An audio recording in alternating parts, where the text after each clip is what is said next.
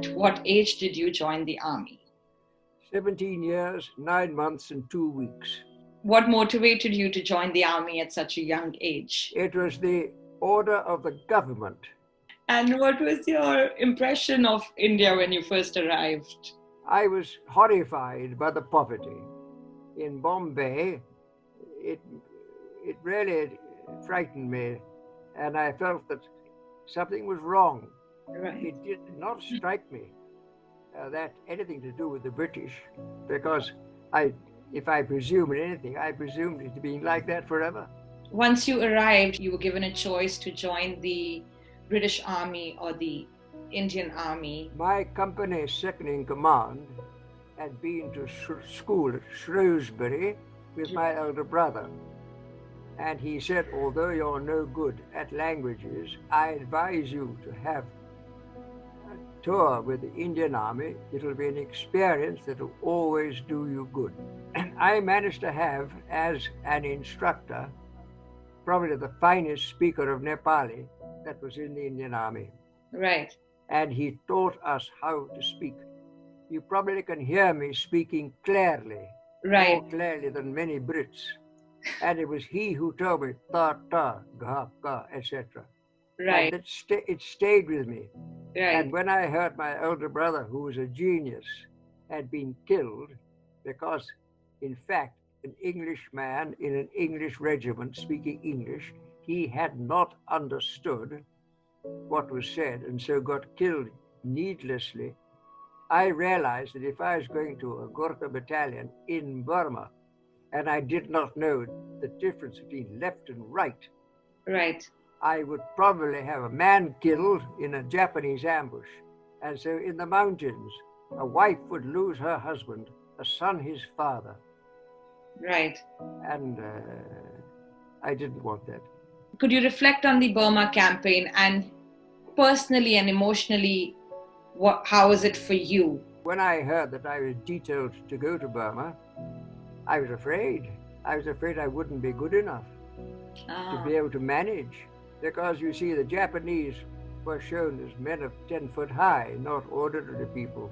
Right. And they had a system whereby their tactics and strategy was poor, but their self-belief and devotion to the emperor meant that they would go through so much hardship and be ready to be killed more than anyone else I know. When did you realize that it's done, that the war is over? We had a telephone call one evening in the Burmese house we were in, and the adjutant went to the telephone. Right. And it was a field telephone, went crank, crank, crank, and we heard him say, "Oh, no, no." How lovely. He came back and said, "The war's over." So everybody went mad, and the men were told, and they walked around the village green. And the next morning, the adjutant had a hangover. I didn't drink. He was called to the telephone. He said, "Oh, no, oh, no." Right. He came back and said, "What's that?" "They've made a mistake. The war's not over." Oh. We had another week of war. Oh. Luckily, we had no casualties. And then the war was over. What was the relationship like between the British and the Indian soldiers at the time? I believe, from what little I saw of Indian battalions, that the relationship was as good as the relationship of British officers with their Gurkhas. Right. And that was something, both looked up to each other. Both tried hard. Right. And both sides were those, the Gurkhas were all volunteers like the Indians. Right. And so they were there to get the best out of it for themselves, medals, promotion, pay. So now, after so many years, and with your experience and all your stories and everything, is there anything that you want the younger generation to understand or take away from this war?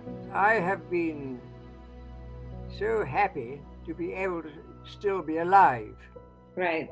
It's not quite the same in Burma, but in my 39 years, 80 days service, I have spent 10 years in the jungle. Right. And I thought I was dead or would be killed 12 times. I've been announced as dead by the enemy radio. I've been my death has been put in the newspapers and I've read it. Right. And I've asked myself, why have I been kept alive? Right. And therefore, why are you kept alive? What is your purpose in life? There must be something more than merely eating, Right. Right. and playing around. Right. And until you know why and what it is you want from life, I don't believe you'll ever really enjoy being alive, because it goes so quickly. That is good advice, and I would keep that in mind. What did You know what they say about advice? What? A wise person does not need it. A foolish person does not heed it.